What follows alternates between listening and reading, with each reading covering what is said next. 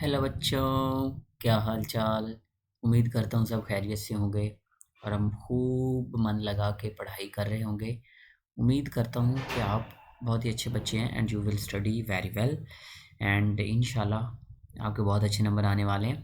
सो परेशान नहीं होना, चलिए स्टार्ट करते हैं। तो हमारा जो सबसे पहला टॉपिक हम पहले पढ़ रहे थे that was about the kingdom Monera और द प्रोकैरियोट्स। तो उसका एक लास्ट पार्ट रह गया था, वो था कि वो सेल डिवाइड किस तरह से करता है। ठीक है, तो वो डिवीज़न करने के बाद इंशाल्लाह हम अपने फर्दर किंगडम प्रोटोक्टिस्टा के ऊपर या किंगडम प्रोटिस्टा के ऊपर मूव करके जाएंगे। और फाइनली हमारी एंड वाली लेक्चर जो होगा वो होगा वायरसेस के ऊपर, और इस तरह से हमारा ये वाला चैप्टर जो है वो इंशाल्लाह फिनिश हो जाएगा। तो चलिए स्टार्ट करते हैं। ये बैक्टीरियल सेल है, this is the bacterial cell, one cell है। ठीक है, जब भी असल में जो बैक्टीरिया के अंदर होती है सेल डिवीजन, उसको हम कहते हैं दैट इज़ द रेप्लिकेशन। ठीक है, और रेप्लिकेशन होती है, या फिर हमें इसे कहना चाहिए सिंपल, इससे भी सादा अल्फाज में हमें ये कहना चाहिए this is the we can say binary fission.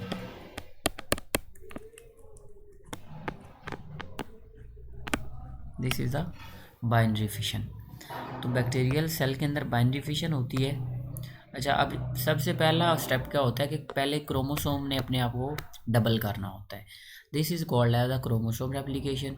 फिर क्या होता है कि उनके जो है असल में ना इसके दो स्टेप होते हैं नॉर्मली किसी भी सेल डिवीजन के। एक को हम कहते हैं कैरियोकाइनेसिस।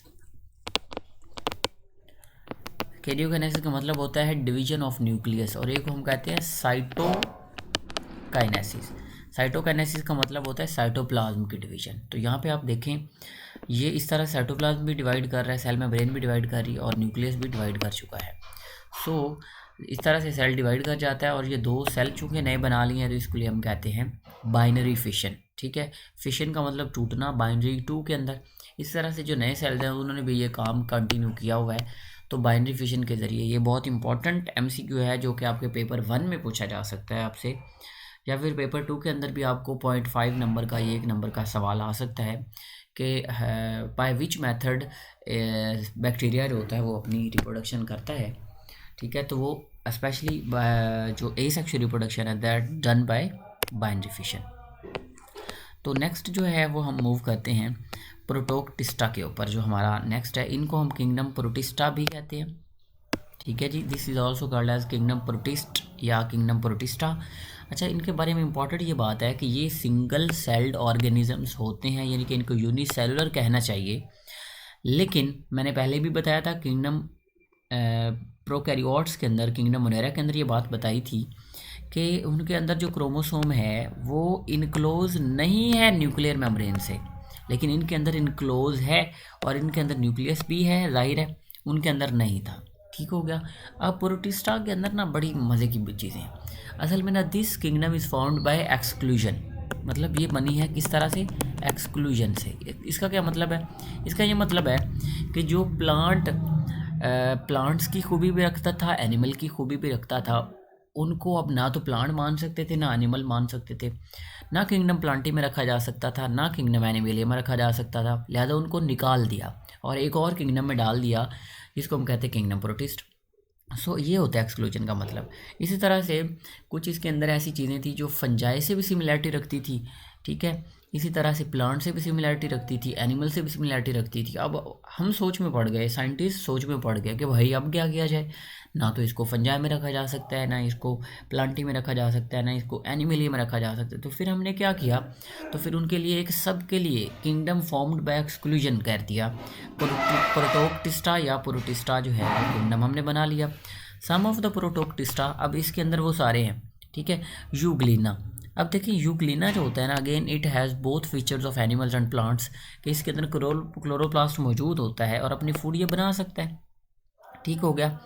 अब यूग्लिना मूव कर सकता है, लिहाजा अब ये देखें, ये इनके क्या हैं, एनिमल वाले फीचर हैं। इसी तरह से उसके अंदर सेल मेम्ब्रेन होती है, तो ये इसके क्या फ़ीचर हैं, एनिमल की तरह मूव कर सकता है, और सेल मेम्ब्रेन होती है, क्लोरोप्लास्ट होती है और फोटोसिंथेसिस कर सकता है। सो बहुत फीचर हैं यूग्लिना के पास। तो इन तो जो प्लांट लाइक थे उनको हम कहते थे प्रोटोफाइटा, या उनको सिंपली एलजीपी कहा जाता है। कुछ बुक्स उसको एलजी भी कहते हैं। मतलब पहले मैंने आपको बता दी जो कि हम कह रहे हैं plant like protist are the actually LG.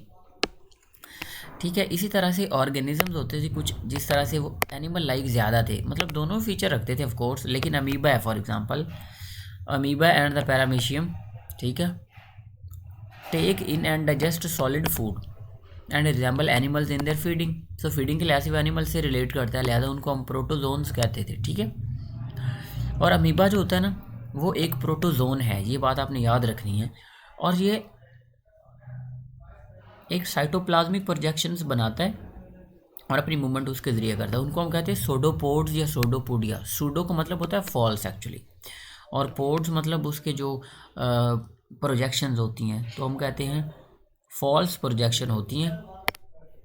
इस तरह से हम कहते हैं it feeds by picking up bacteria and other microscopic organisms as it goes. Vorticella has the contractile stalk and feeds by creating a current of water with its area.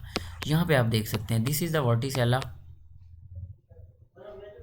इस तरह से ये आप देख सकते हैं दिस इज द पैरामीशियम,